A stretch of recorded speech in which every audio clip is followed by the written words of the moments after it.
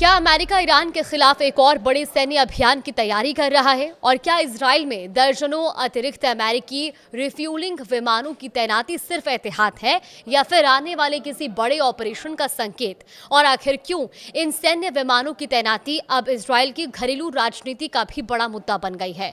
आज के इस एक्सप्लेनर में हम बात करेंगे और समझेंगे कि आखिर अमेरिका की नई रणनीति क्या है, जमीन पर हालात कैसे बदल रहे हैं और इस पूरे घटनाक्रम का मतलब क्या है। नमस्कार, आप देख रहे हैं न्यूज़ 18 का डिजिटल प्लेटफॉर्म और मैं हूं आपके साथ जागृति खंतवाल। अमेरिका ईरान के खिलाफ सैन्य दबाव बढ़ाने की तैयारी में है और इसी रणनीति के तहत वो इजराइल में दर्जनों अतिरिक्त एयर टू एयर रिफ्यूलिंग विमान भेज रहा है ताकि लंबी दूरी तक उड़ान भरने वाले लड़ाकू और बॉम्बर विमान बिना रुके लगातार मिशन चला सकें। एक्सियोसिस की रिपोर्ट के मुताबिक वॉशिंगटन ने इजराइल को इस अतिरिक्त तैनाती की जानकारी दे दी है।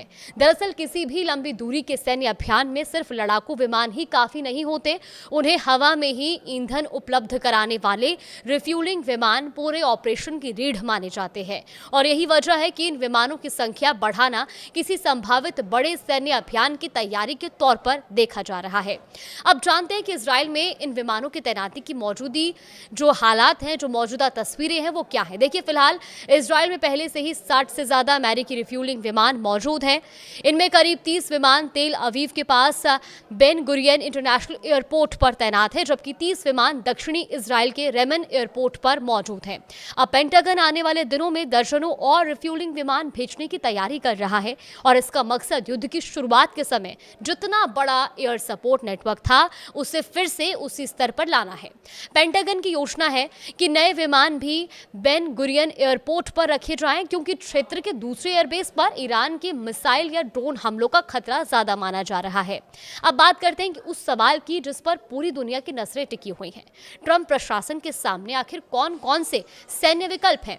देखिए, मंगलवार को व्हाइट हाउस के सिचुएशन रूम में राष्ट्रपति डोनाल्ड ट्रंप को कई नए सैन्य विकल्पों की जानकारी दी गई। रिपोर्ट के मुताबिक अब चर्चा सिर्फ होर्मुज स्ट्रेट तक सीमित नहीं है। ट्रंप प्रशासन ईरान के भीतर बड़े सैन्य हमलों के विकल्पों पर भी विचार कर रहा है। हालांकि अंतिम फैसला अभी नहीं लिया गया है। अमेरिका की कोशिश है कि ईरान को होर्मुज स्ट्रेट खोलने और अमेरिकी परमाणु शर्तों को स्वीकार करने के लिए मजबूर किया जाए। अब जानते हैं कि संभावित निशाने कौन कौन से हैं। तो देखिए, पहला है ईरान के बिजली संयंत्र यानी पावर प्लांट, जिन पर बमबारी का विकल्प चर्चा में है। दूसरा है ईरान के परमाणु ठिकाने, जहां संवर्धित यूरेनियम के भंडार मौजूद हैं और इन ठिकानों पर हमले की संभावनाओं पर भी विचार किया जा रहा है। तीसरा है पेक्सेस माउंटेन, जहां पर एक संदिग्ध भूमिगत परमाणु सुविधा बनाए जाने की बात कही जा रही है और ये साइट भी अमेरिकी रडार पर है। और अब नजर डालते हैं मौजूदा जंग के हालात पर। देखिए, होर्मुज स्ट्रेट और ईरान के दक्षिणी तट पर अमेरिकी हमले लगातार 7वें दिन भी जारी रहे। अमेरिका ने बंदर अब्बास के पास से कम 7 पुलों को तबाह कर दिया है। बंदर अब्बास ईरान के इस्लामिक रेवोल्यूशनरी गार्ड कॉर्प्स यानी कि IRGC का एक प्रमुख लॉजिस्टिक हब माना जाता है और यहीं से होर्मुज क्षेत्र में गोला बारूद और सैन्य रसद की सप्लाई की जाती है। उधर जवाबी कार्रवाई में ईरान ने जॉर्डन, कतर, बहरीन, इराक और कुवैत में मौजूद अमेरिकी सैन्य ठिकानों पर अपने हमले तेज कर दिए हैं। IRGC ने सीरिया में भी एक अमेरिकी सैन्य बेस पर हमला करने का दावा किया। हालांकि जानकारी के मुताबिक अमेरिकी सैनिक महीनों पहले ही उस बेस को खाली कर चुके थे।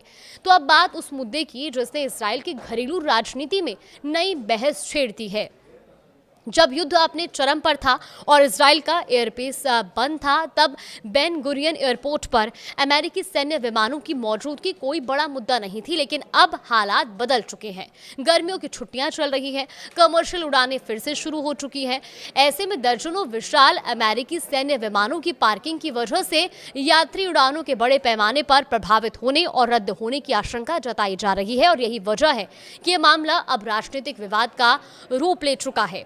इजराइल में सिर्फ 3 महीने बाद चुनाव होने हैं।